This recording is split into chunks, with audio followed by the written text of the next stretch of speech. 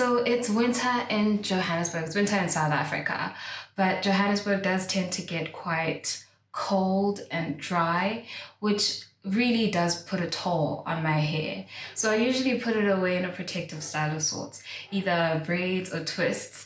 So this time I did these knotless braids. This is my second time doing this braiding technique, and I don't think that I'm ever gonna go back to the normal way of braiding. I like it because it's less harsh on my edges, I have to say, because normally when I braid my hair in the normal technique where you'll start with the knot at the bottom and then just continue to braid, it tends to cause a lot of tension on my hair, especially on these parts that are very vulnerable for me. So I'm going to be showing you my entire process from how I prepare the braiding hair, how I prepare my own hair, and how I get it ready to be put away in a long-term protective style, because you don't really have much access to your own hair. So before we get into that, feel free to subscribe so that you can see more of the videos that I post. So in terms of my own hair, I tried a clay mask at the time, a bentonite clay. The bentonite clay was meant to cleanse, condition, and strengthen my hair. I had to make sure that my hair was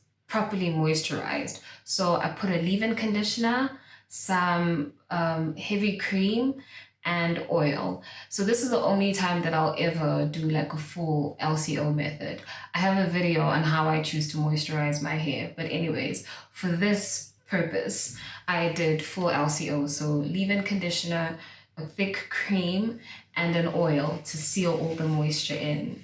And then I put my hair in 6 sections that I threaded, African threading. And the next day, I took each piece out and I blow dried it to get it as straight as possible. The braiding hair is quite silky and my hair is quite kinky, so I just wanted to, match textures as much as possible. And I think it's held up pretty well. We're on week 3 now and there isn't much kinking happening or much of my hair poking out. So in terms of preparing the braiding hair, I like to wash it because it tends to itch.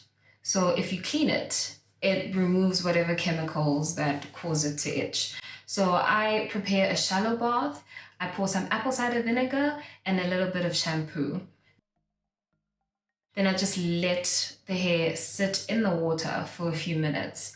And then I just rinse it and then I hang it to dry.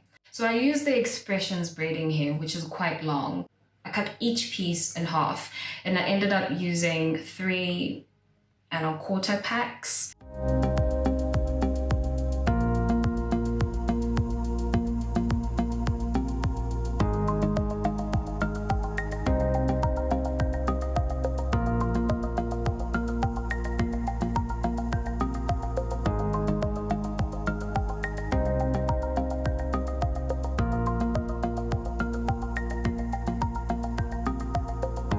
So I want to say the entire process took me about 12 hours, split in 2 days. I wasn't gonna sit down in one day and finish everything. So when it comes to the actual braiding technique, it's pretty simple. You just have your little section. You divide that section into 3 parts. Then I start braiding my own hair. Just usually count 1, 2, 3. Then I'll add the first piece of hair, attach it to 2 of the pieces, then again count 1, 2, 3. Then add it to 2 parts, one of them being a part that doesn't have any extension and the other being a part that has an extension already. Then you count 1, 2, 3. Then the last part I add to the 2 parts with the smallest pieces of hair. So I'll exclude the part that I put hair twice in. You can usually just feel it with your hands.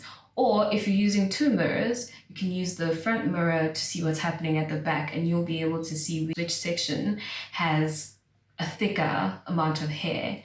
And then you just continue to braid until you reach the end. It's very simple.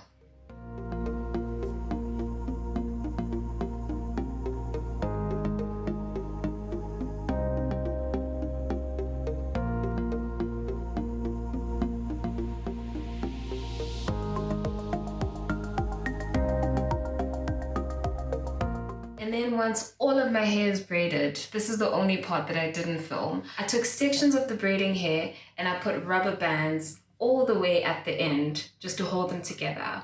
And then I dipped them in boiling hot water just to seal them. Some of them were starting to unravel. And as I mentioned, the hair is quite silky. So the hot water does help you seal the ends. So as you can see, they're a bit crinkly and, you know, that's just because it had the rubber band tied to the bottom.